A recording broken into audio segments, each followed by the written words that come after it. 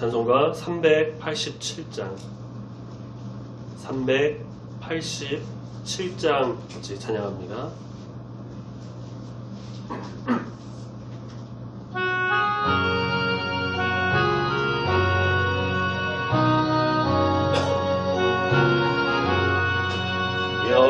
멀리 갔더니 철야하고 분하며 슬프고도 외로워 정처 없이 다니니 예수 내 주여 지금 내게 오셔서 떠나가지 마시고 길이 함께 하소서.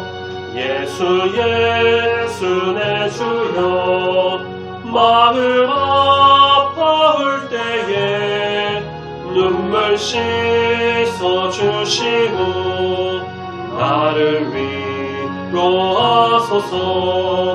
예수 내 주여 지금 내게 오셔서 떠나가지 마시고 길이 함께 하소서. 다니다 가실 때에 쓸쓸한 곳만 나도 홀로 있게 마시고 주여 보호하소서. 예수 내 주여 지금 내게 오셔서 떠나가지 마시고 길이 함께 하소서. 아멘.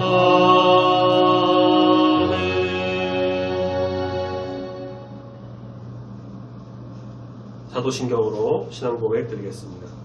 전능하사 천지를 만드신 하나님 아버지를 내가 믿사오며 그 외아들 우리 주 예수 그리스도를 믿사오니 이는 성령으로 잉태하사 동정녀 마리아에게 나시고 본디오 빌라도에게 고난을 받으사 십자가에 못 박혀 죽으시고 장사한 지 사흘 만에 죽은 자 가운데서 다시 살아나시며 하늘에 오르사 전능하신 하나님 우편에 앉아 계시다가 저리로서 산자와 죽은 자를 심판하러 오시리라.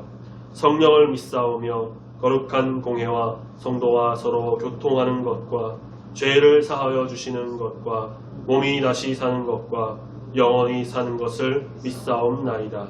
아멘. 우리 하나님 말씀은 마태복음에서 같이 보겠습니다. 마태복음 27장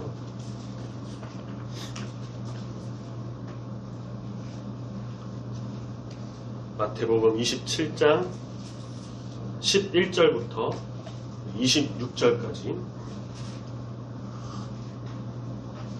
신약성경 49 혹은 50페이지 마태복음 27장 11절부터 26절까지 조금 길지만 같이 천천히 한 목소리로 말씀 들어가겠습니다. 시작. 예수께서 총독 앞에 섰음에 총독이 물어 이르되 내가 유대인의 왕이냐? 예수께서 대답하시되 내 말이 옳도다 하시고 대제사장들과 장로들에게 고발을 당하되 아무 대답도 아니하시는지라. 이에 빌라도가 이르되 그들이 너를 쳐서 얼마나 많은 것으로 증언하는지 듣지 못하느냐 하되 한마디도 대답하지 아니하시니 총독이 크게 놀라워하더라. 명절이 되면 총독이 무리의 청원대로 죄수 한 사람을 놓아주는 전례가 있더니 그때에 바라바라 하는 유명한 죄수가 있는데 그들이 모였을 때에 빌라도가 물어 이르되 너희는 내가 누구를 너희에게 놓아주기를 원하느냐? 바라바냐 그리스도라 하는 예수냐 하니 이는 그가 그들의 시기로 예수를 넘겨준 줄 알미더라. 총독이 재판석에 앉았을 때에 그의 아내가 사람을 보내어 이르되 저 옳은 사람에게 아무 상관도 하지 마옵소서. 오늘 꿈에 내가 그 사람으로 인하여 애를 많이 태웠나이다 하더라. 대제사장들과 장로들이 무리를 권하여 바라바를 달라 하게 하고 예수를 죽이자 하게 하였더니 총독이 대답하여 이르되 둘 중에 누구를 너희에게 놓아주기를 원하느냐. 이르되 바라바로소이다. 빌라도가 이르되 그러면 그리스도라 하는 예수를 내가 어떻게 하랴. 그들이 다 이르되 십자가에 못 박혀야 하겠나이다. 빌라도가 이르되 어찌미냐 무슨 악한 일을 하였느냐. 그들이 더욱 소리질러 이르되 십자가에 못 박혀야 하겠나이다 하는지라. 빌라도가 아무 성과도 없이 도리어 밀란이 나려는 것을 보고 물을 가져다가 무리 앞에서 손을 씻으며 이르되 이 사람의 피에 대하여 나는 무죄하니 너희가 당하라. 백성이 다 대답하여 이르되 그 피를 우리와 우리 자손에게 돌릴지어다 하거늘. 이에 바라바는 그들에게 놓아주고 예수는 채찍질하고 십자가에 못 박히게 넘겨주니라. 아멘. 주보에는 시편 묵상이라고 되어 있긴 한데 내가 좀 생각 고민을 하다가 오늘과 다음 주 수요일에는 우리가 고난주간을 또 앞두고 있기에 말씀을 통해서 예수님의 고난을 좀 생각하고 주의 길로 가기 위해 고난주간 말씀 묵상으로 좀 보고자 합니다. 이후에는 4월이 되겠는데 그때 다시 시편 말씀을 묵상하도록 하겠습니다. 오늘 본문 말씀 나오는 총독 빌라도의 재판은 아마 역사상 가장 불의한 재판 중 하나로 손꼽히지 않을까 싶습니다. 완전히 무죄하신 예수 그리스도를 십자가에 못 박히도록 그렇게 그냥 내어주었으니까 이렇게 불의한 재판이 또 어디 있을까 싶어요. 빌라도는 재판관이라고 하는 그 자리에서 공평하고 공정하게 재판을 했어야만 합니다. 확실한 증인과 증거를 요구해야 했고 죄는 없으시지만 피의자 신분으로 온 예수님께 대해서도 변명과 변호의 기회를 충분히 주었어야 해요. 물론 예수님께서는 오늘 말씀해 보니까 14절에 한마디도 대답하지 아니하셨다라고 하기는 합니다. 그렇게 자기 마음대로 재판을 빌라도가 휘둘러서는 안 되었습니다. 빌라도는 자신이 알아낸 증거만 갖고도 예수님이 무죄한 분이시라고 결코 십자가에 처형당하도록 내어줘서는 안 될 뿐이라는 것도 알고 있었고요. 그 아내의 또 꿈 이야기도 들었죠. 19절에 보니까. 명절에 죄인 한 사람을 석박시켜주는 그런 전례가 있어서 그거에 따라 죄 없으신 이 예수님을 풀어주려고 방법도 모색했습니다. 그런데 사람들은 바라바를 원했죠.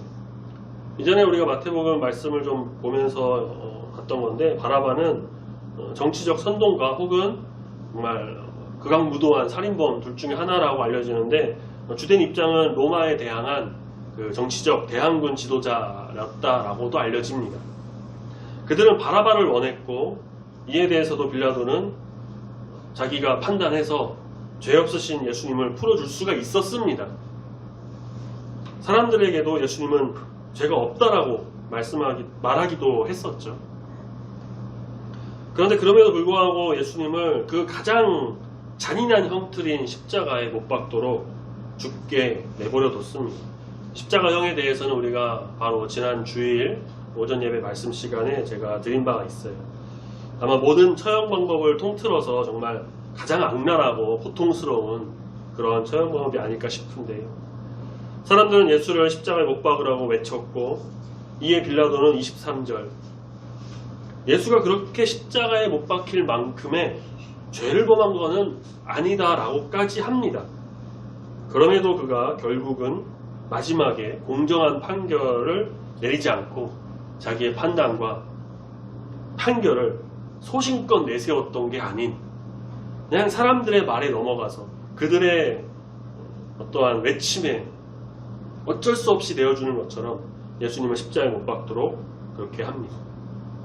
우리가 본문 말씀을 통해서는 두 가지 정도의 교훈을 좀 볼 수가 있는데요. 첫 번째는 이런 어떤 군중 심리에 휩쓸려서 정의를 상실해서는 안 된다는 겁니다. 군중 심리란 아시기도 하겠지만 그 정의는요. 많은 사람이 모였을 때 자제력을 잃고 쉽게 흥분하거나 다른 사람의 언동에 따라 움직이는 어떤 일시적이고 특수한 사회의 심리의 상태를 말한다고 합니다. 그러니까 쉽게 말해 나는 A라는 의견을 내가 가지고 있어요. 그게 맞다고 생각을 해요. 근데 많은 사람이 B라는 의견을 막 내세우면서 동조하면서 그렇게 하나로 뭉쳐가면서 크게 소리를 내면은 자기도 모르게 나의 A라는 의견은 틀렸나? 좋지 않은 것 같고 실제로는 좋을 수도 있는데 말이죠. 그냥 그렇게 자기 것을 버리고 여러 사람이 택하는 여러 사람들이 외치는 거기에 같이 B라는 것을 따라서 함께 따라가게 된다는 그런 심리. 군중 심리에 제가 봤을 때 좋은 예로는 교통사고가 났는데 차량에서 그 사고 당한 사람이 빠져나오지 못하는 위험에 처해 있어요. 근데 지나가던 한 사람이 그를 돕는 걸 봐요. 누군가가 돕고 있는데 주변에 있던 사람들이 그걸 보고서는 하나둘씩 나도 도와야지 동참해갖고 함께 그 차량 사고에 사람을 구하는 것이 좀 군중 심리에 좋은 예이지 않을까 싶습니다. 근데 그때나 지금이나 예수님 시대나 지금이나 군중 심리는 마찬가지인 것 같아요. 군중들은 옳고 그름의 어떠한 판단에 기초하지 않고 증거와 증인으로만 하는 게 아니라 그냥 선동자의 생각에 쉽게 휩쓸려 버리게 됩니다. 어느 집단이나 선동자는 있기 마련입니다. 선동자들은 좋은 쪽으로도 쉽게 선동하기도 하지만 또 자기에게 불리하면 악한 쪽으로도 무리를 쉽게 선동합니다. 문제는 이런 선동자들에게 함께 끌려다니는 무리가 더 어리석다라는 것이겠죠. 자신의 옳고 그른 어떤 확실한 의견을 신념 있게 내세워서 꿋꿋이 밀고 나갈 줄도 알아야 하는데 사람들은 대부분 그게 아니라 군중 심리에 따라서 좀 움직이고 이끌려 간다는 겁니다. 예수님을 못 박아 죽인 무리들이 바로 이런 무리들이었습니다. 그리고 그 군중을 배후하고 있는 조종하고 있는 선동한 사람들이 또 있었으니 그들이 바로 종교 지도자들이었다. 20절에 보니까 대제사장들과 장로들이 무리를 권해, 그러니까 무리를 선동해서 무리를 막 속여서 그 우두머리에 대제사장이라고 하는 그 최고 종교 지도자가 있었다라는 것이죠. 그렇게 백성들을 선동하고 백성들은 사실 뭐가 옳은지 잘 알지도 못한 채 그저 군중 심리에 휩쓸려 그들의 바람대로 예수님을 십자가에 못 박으라고 외칩니다. 성도들은 군중 심리에 휩쓸리거나 그런 선동에 조정되어서는 안 될 것입니다. 우리는 항상 정의와 공의의 기초에서 말하고 행동해야 합니다.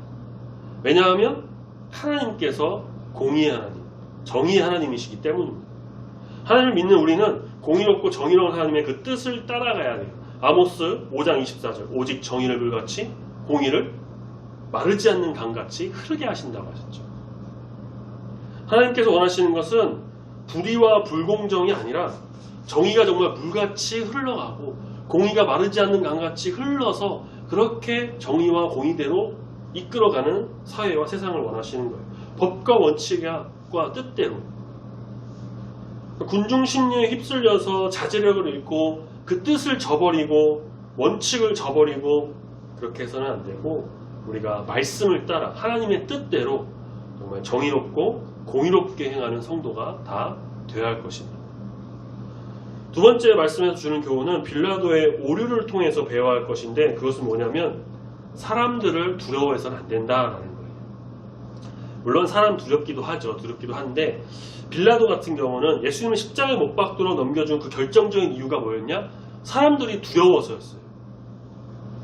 그가 자신의 어떤 소신껏 재판을 해서 결정했던 게 아닙니다. 18절 말씀에 그들의 시기로 예수를 재판에 넘겼다는 것도 알고 있었어요.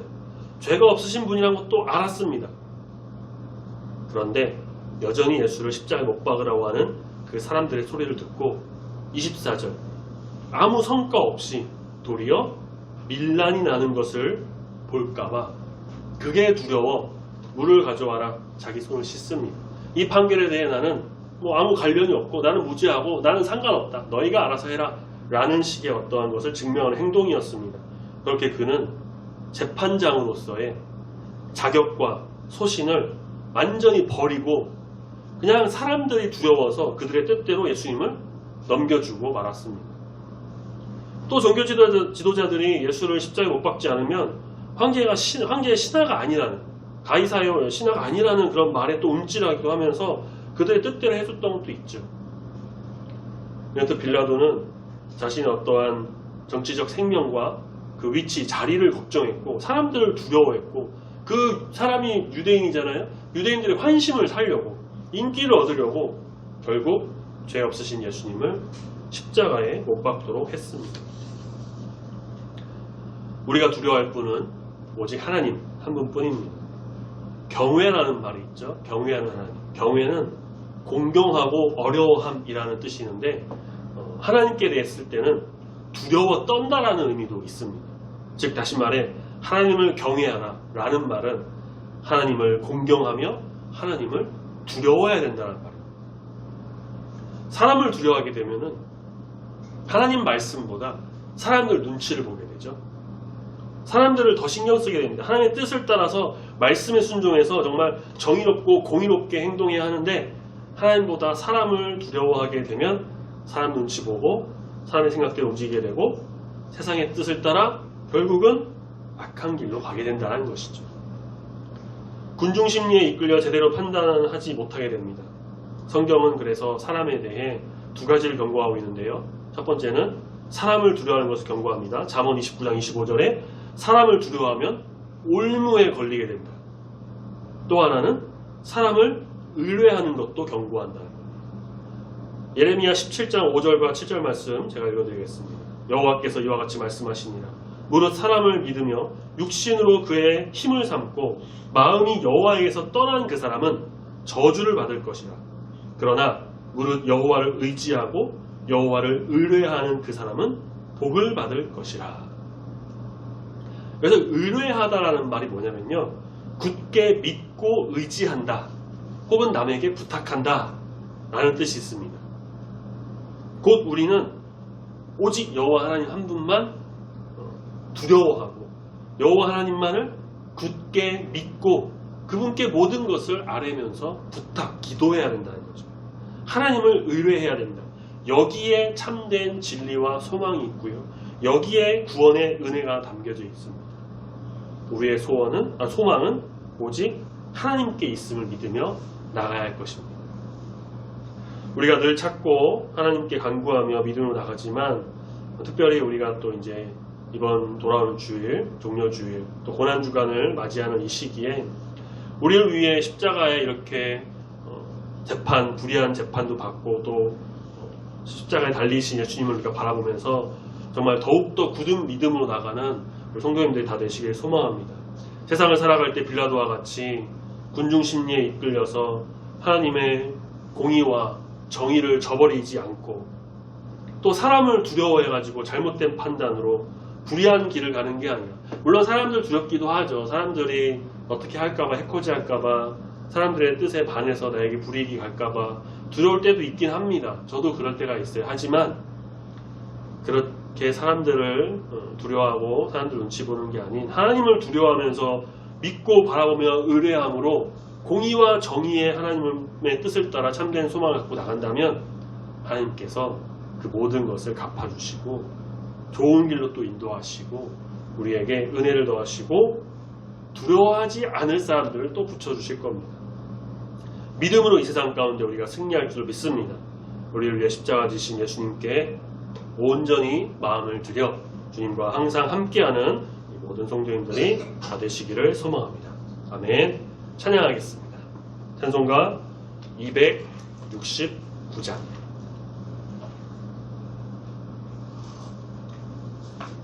찬송가 269장 찬양하겠습니다.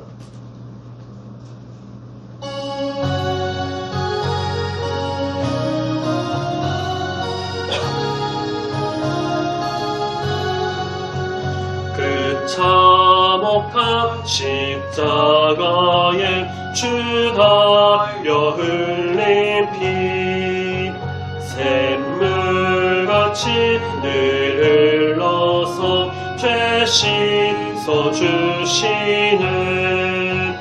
값없어도 날아와서 내 죄를 고하며 있는 보다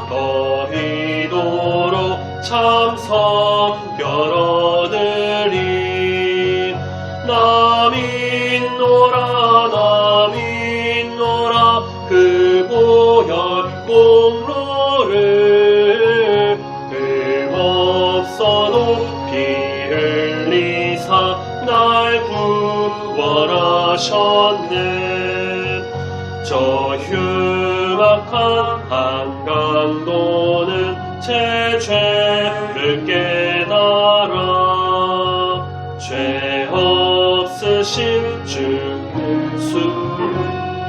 구주로 믿었네. 내 지은 죄 흉악하나 주 예수 믿으며 용서받은 강도같이 꼭 구원받으리. 나 믿노라 그 보혈 공로를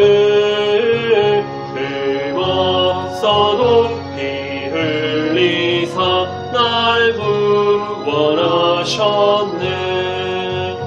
온 백성의 죄 사하신 하나님 어린 양 그 십자가 지심으로 온 인류 구했네. 저 영원한 새 나라에 다 같이 모여서 금검은고 반곡조로 새 노래 부르리. 나 믿노라 그 보혈 공로를 긁었어도 피 흘리사 날 구원하셨네. 아멘. 기도하겠습니다. 참 사랑의 주 하나님 아버지, 은혜와 사랑의 진심으로 감사합니다.